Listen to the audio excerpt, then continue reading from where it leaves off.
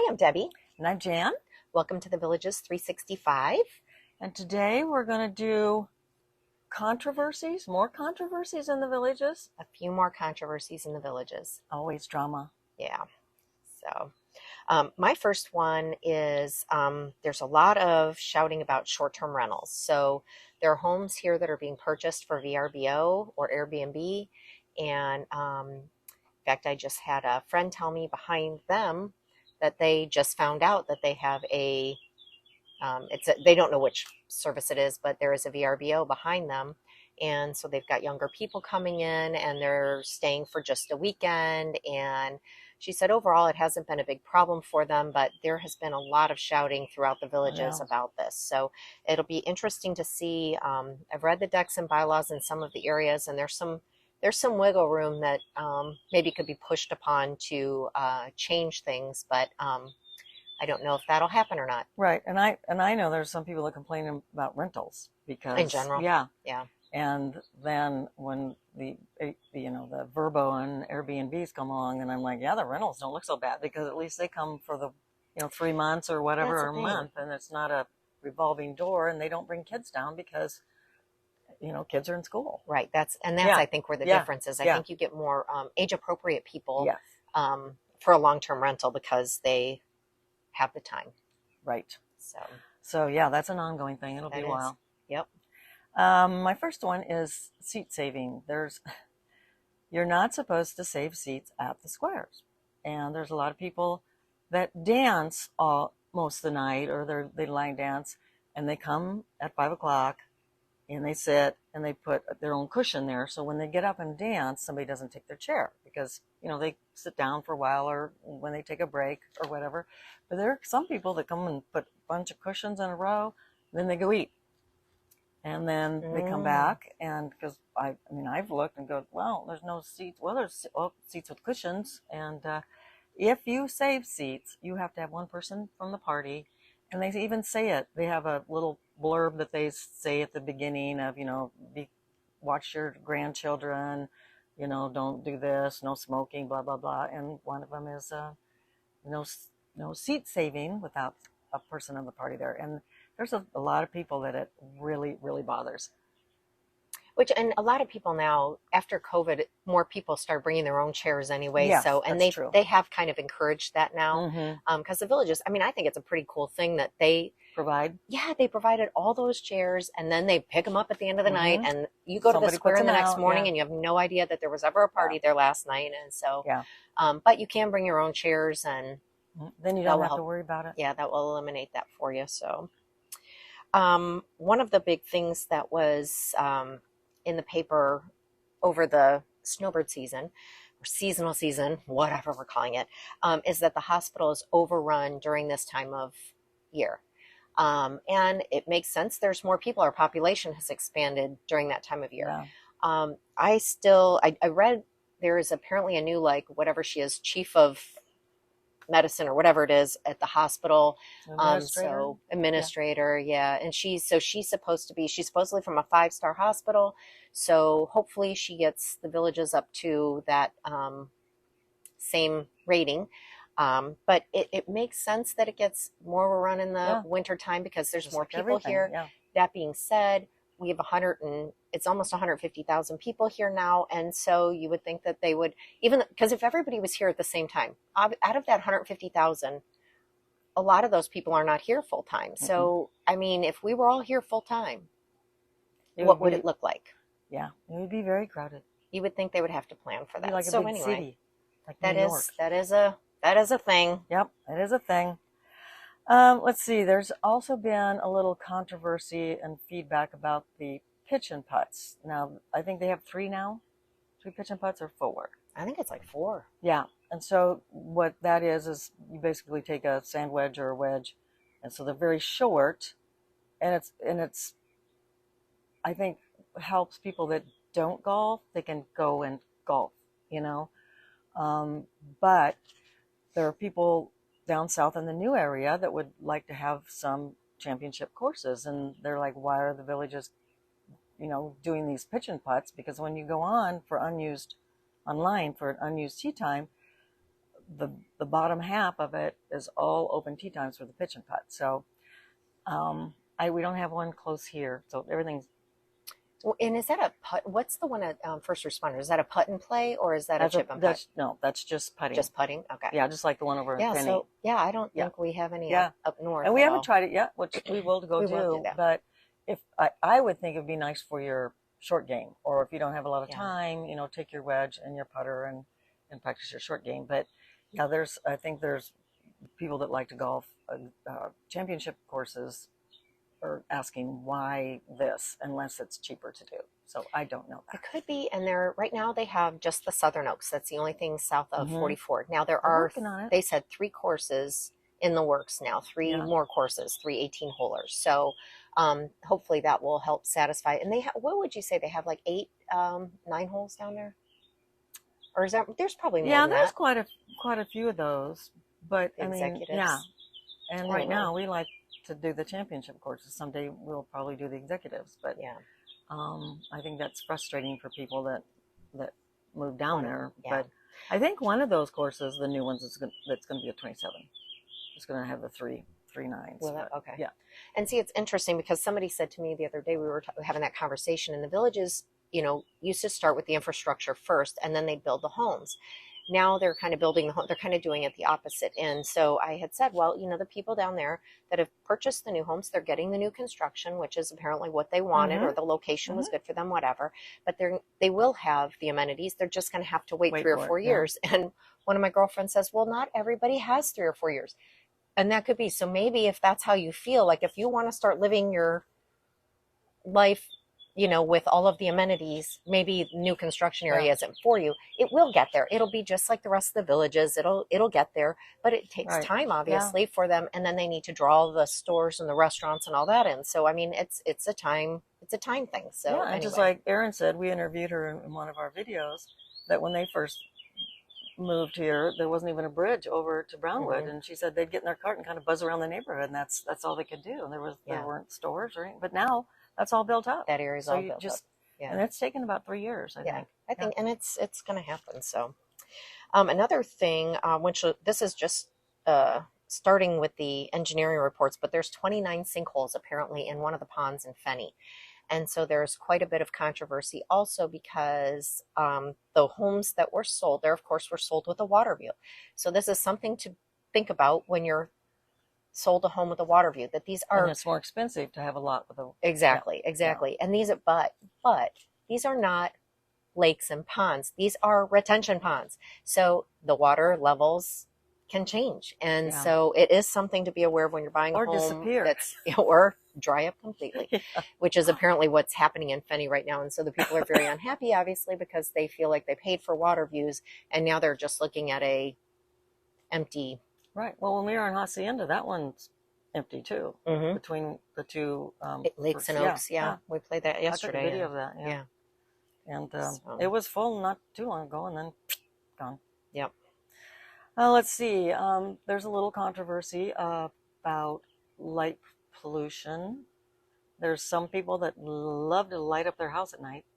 They light up their trees. They light up their lanai. They light up their pool. And it's very pretty sometimes, but sometimes it's very bright. And if you live next to it, then you're like, I don't have my house all lit up. And they're out front, there used to be a certain size bulb you had. Not some bright bulb, but well, now with all the LEDs, though, that's the thing. Now with all the LEDs, because I know our light is LED, and one of our neighbors said we think that light is shining into our house, and we're like, I mean, you really can't buy light bulbs anymore, can you? Well, no, they're gonna ban them. Yeah, but there's a house on Soledad, which is across the course and across the street by the Hacienda Golf Course that has a very bright bulb, and you can see it in our spare bedroom, and it's shining between houses and through all the trees, and it doesn't bother me because it's not, I don't sleep there, but I walked by there one day and it's one of those screwy light bulbs. Oh, okay. And it's very bright, but it is what it is. So another thing, and Jan kind of touched on it with talking about the pitch and putts, but the tee times. So The tee times during season, I will tell you. So if you're an enhanced member, that means nothing when it comes to the executives. Uh-uh. And we had some friends down, and I haven't golfed an executive in probably 3 years. So I have no points on the executive. So if you golf both executive and championship, you get different points. So if you have 4 points on the championship, you will still have none on the executive if you haven't. So it's a totally different point system. Yep. Okay. So I put in for, usually when I do that, when I'm putting in our tee time request, I put in like 3 courses, and I'll give like 2 hours time frame. We got denied. I tried it 3 times while they were here. We got denied every single time. I'm like, you have got to be kidding me. So, and I have no points. So Is that with guests though? no, they were residents. They were part-time residents. They sometimes come with down. a guest, you get kicked out. Yep. No, they were part-time residents, and so Wow. so anyway, I found that shocking. So obviously, the executives are a little bit overrun during the season. Right, because I mean they're free basically. Yeah. They are, and but to that, and again to kind of what Jan was talking about too, there was recently a meeting with one of the districts. So we all have our own districts, and so anyway, down in the new area, a gentleman was kind of up in arms about the fact that they don't have enough championship courses down there, and so he was really pushing on that topic. So so there's a lot of talk right now about the courses. And again, the Villages we've talked about this. The Villages was originally sold like as a golf community. That was the whole premise. And now, unfortunately, and I do think it's because they've inverted the way they're developing. Now we have too many people here and not enough courses yet. You know what I mean? Right. And so I think that is possibly... And not everyone golfs, of course, but a lot of people, especially if you're seasonal, to be able to golf all winter long, that's why some people come down here. I mean, that was the draw. And so they want to golf, and if they can't. But I have heard that, did you try doing a smaller window when you picked your courses? No, I usually do a bigger window because... I kind of heard that if you have a big window, you just kind of get bumped down to the end. But if you have a specific search, that it picks that up. Interesting. Now, because I put 8 of us in an executive for tomorrow, and we got it because I was afraid of that too. I'm like, we're not going to get this, and we've invited some people. I think this was in February, and so it was really height of the season. It's the height of the season. This is April now, so but it was. But I'm usually really specific of what I want, and my time frame is smaller, and that's just what somebody told me, that it's some kind of algorithm that searches through. Well, it is supposed to start with your points, though. That is supposed to be the biggest thing. And I'm like, if you have a lot of points, then you get bumped too. Yeah, you're right. Yeah. So let's see now. There has just been recently. Spanish Springs has a couple bars that stay open very late, and like I think we were serving till 2, right? Serving alcohol. Yes. And there was a little bit of trouble, some vandalism. Loud music in the parking lots, a shooting, and a fire. A building right there by the Sharon was theft of golf carts. Theft of golf carts. And I think that there were some hooligans out after midnight. That's right, not the band hooligans, but which are very they good. Would be the good hooligans. Yeah. But anyway, the city of Lady Lake has now passed that they're going to quit serving at 11 during the week and midnight on the weekends, to see if that stops it, because a lot of kids, younger people, not even from the Villages, are coming to this bar, and then trouble starts. So anyway, we'll see if that fixes that. We just don't travel at night. It's scary. Yeah, we don't either. We can't stay up past 9. I can't drink that long anyway. Not only that, it's like you've been out in the sun all day running around doing your activities and stuff, and it's like, I need to go to bed. One thing that's also turning into a controversy is driving too fast on the golf cart paths. So the speed limit is 20 miles per hour in your golf cart, period. And that's road what your or golf cart is set at when you buy it. Yes.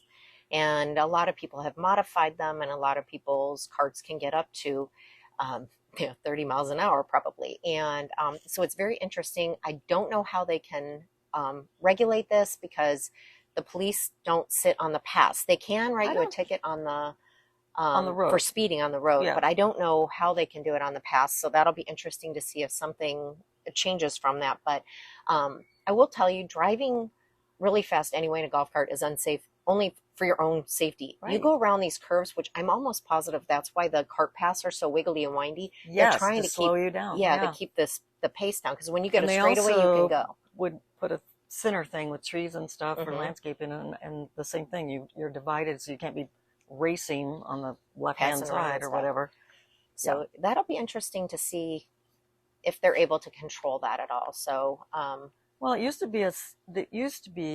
there were people that were picked up, but that's when the sheriffs and the police didn't have all of this had more going on. time. Yeah, I Yeah, mean, smaller. with short staff, and it was a $250 fine, and then you had to take your card in like to the villages and prove that they'd, put it back down to 20, which then you can, put it back Turn it where back you up. want. Yeah. But like our park car used to be street legal, and it has a rabbit and a turtle that you can switch.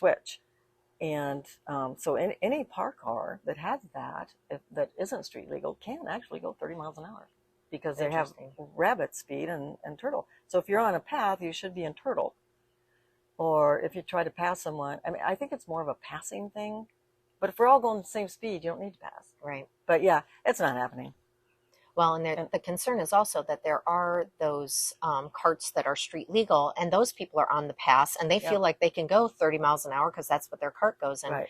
So it's turning into a little bit of a dangerous situation, and you've got bicyclists and pedestrians and doggies and everybody on those paths. So it's going to be interesting to see if How there's we can fix anything it. and what they would do Yeah. to change it. And I do remember when ours was street legal, I had some lady ask me, then you can't be on the cart path. And I'm like, well, how do I get around? I can't, there's some roads I can't go on. Right. And she goes, well, you need to be driving not on the cart lane. You need to be driving there. And I'm thinking, well, one time we drove up there and some lady honked and yelled at us for being in there, even though we had a license. And so, yeah, that's a tough call there because there's quite a few street legal carts. Yep. That's going to be interesting to see how they handle it.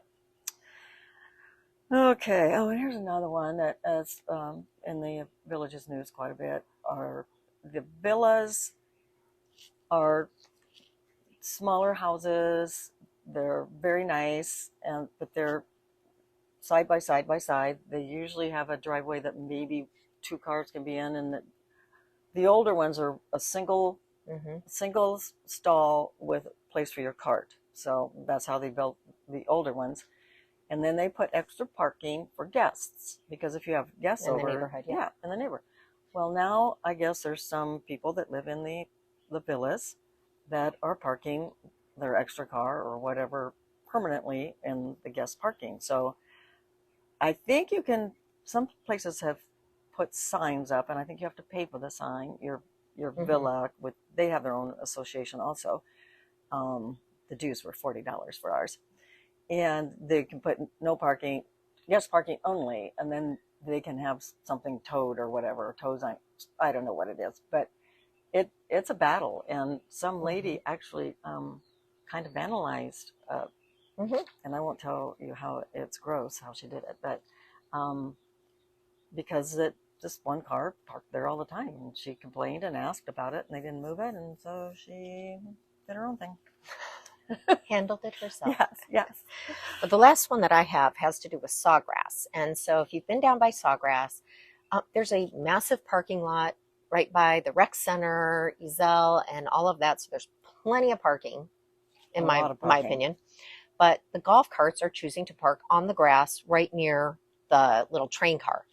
And so that's creating some issues because, of course, then the grass looks like garbage because people are parking on it. Drought, it's killing even more. Yeah, it's totally killing it. So they recently decided, the PWAC or the PAC, whatever, I think it was, I can't remember if it was, I think it was PAC anyway, I think so. that they decided to spend $35,000 to landscape that area a little bit more fully so that people cannot park their carts there. And so then the conversation was, we just spent $35,000 on landscaping. Did anybody think about no parking signs? Would that maybe have been a little bit more cost effective? So, but sometimes a no parking sign doesn't work either. Well, that's some of the problem. So it's just, I don't know. I wish people would just be respectful and Yeah. follow No, the rules. I'm a rule follower. And then you said you had heard something about that the residents near Sawgrass were not happy with the music. the sound, the loudness of the music. Yeah, it's too loud. Some people bought there so they could walk there and it's kind of a square, but not a square. But they have music there every night. So there's a battle of loud music, soft music. Women's wants, guitar strings or something that's like that. But um, you know, if you buy close to a square, like we're a mile from the square, we can hear the music, and especially if the wind's blowing that way or a real still night, it doesn't affect our lifestyle at all. It doesn't affect me. Some nights it's not good music, and some nights it's awesome music. So it's a free concert, and I don't have to sit up there. But if you buy there, just like the Turnpike, you're going to hear it. Yeah. And it's a big battle because some people want it more subdued music, and some people want to go up and rock and roll and dance. So you're not going to please everybody. So yeah, just, I don't know. That's a big piece of advice as far as buying something. Just check out what's actually around you. Like I've often said, there's these beautiful homes that run right along. If you've ever been on Palmer's Riley Grove, like there's these beautiful, I'm sure, million-plus homes that run right along the pond, and then you can see them from Lake Sumter, and they can see Lake Sumter. And I was always like, that's so pretty to have the pond and the golf course. And then I'm like, oh my gosh, but you would hear all that music from Lake Sumter, and the bars there have like Gators, usually as a band, like during the day. So I feel like, oh my gosh, so that would be every time I'd be sitting outside, I would just hear.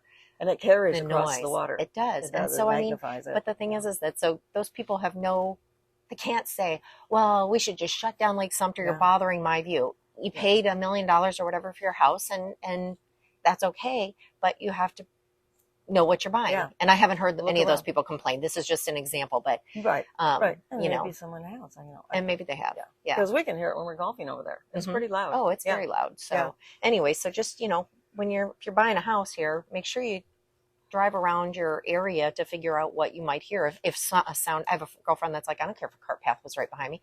Sound doesn't bother me. The road's right behind me. I don't care. Yeah. And I'm a noise freak, so it would bother me. But that's why we all can pick our own places. Right.